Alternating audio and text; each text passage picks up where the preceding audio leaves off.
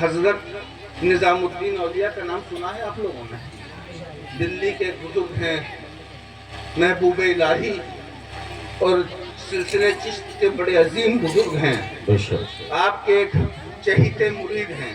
پیری مریدی آپ لوگوں کو بہت بھاتی ہے، میں ایک قصہ سنو پیری مریدی ہوتا کیا ہے۔ آپ کے ایک چہیتے مرید ہیں حضرت امیر خسرو۔ حضرت امیر خسرو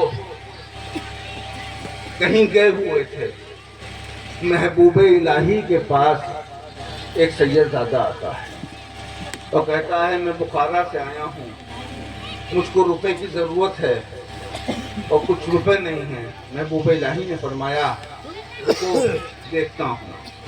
3 دن کا عرصہ گزر گیا، 3 دن کا عرصہ گزر گیا، کہیں سے کچھ نہیں آیا۔ محبوب الہی نے اپنے چپل ایک تھیلی میں باندھ کے کسی بھی طریقے سے ان کو دے دیا، کہا سید صاحب میں معذرت چاہتا ہوں، میرے پاس کچھ نہیں تھا، میں نے چپل رکھ لی۔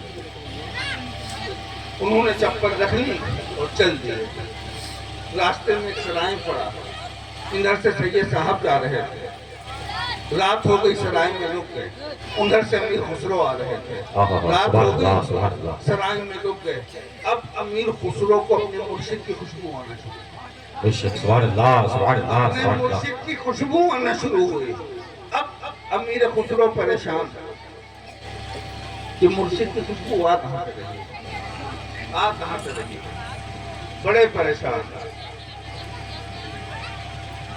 چلتے گئے ان سید صاحب کے پاس جا کے پہنچ گئے، کہا میرے مرشد کی خوشبو آتی ہے، کہاں سے آ گیا؟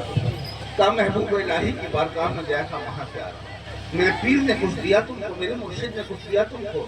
ہاں اپنی چپل دی۔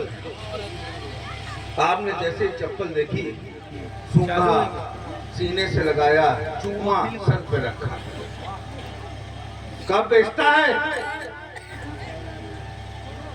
اب ان کے ذہن میں آیا ٹوٹی پھوٹی چپل کیا بیچے۔ امیر خسرو فرماتے ہیں کہ اس کے عوض میں ایک امرود کی باغ دیتا ہوں، بیچتا ہے۔ اب جب ایک امرود کی باغ کا نام سنا تو ہکا بکا ہو گئے، ہکا بکا ہو گئے۔ کچھ بولنا چاہتے، اس سے پہلے فرمایا کہ 2 امرود کی باغ دیتا ہوں، بیچتا ہے۔ سناٹے میں پہنچ گئے۔ اسی طریقے سے دھیرے دھیرے کرتے 7 امرود کی باغیں اس چپل کے عوض میں امیر خسرو نے عطا کر دی اور ان چپلوں کو لے لیا۔ مرشد کی بارگاہ میں پہنچے، مرشد نے فرمایا خسرو کیا لے کے آیا ہے؟ کہا مرشد جو خانقاہ سے نکال دیا تھا آپ کا خسرو آپ کے لیے واپس لے کے آ گیا، واپس لے کے آ گیا۔ اب سوچو ایک مرید اپنے پیر سے وفاداری کرے تو پیر کہے میرا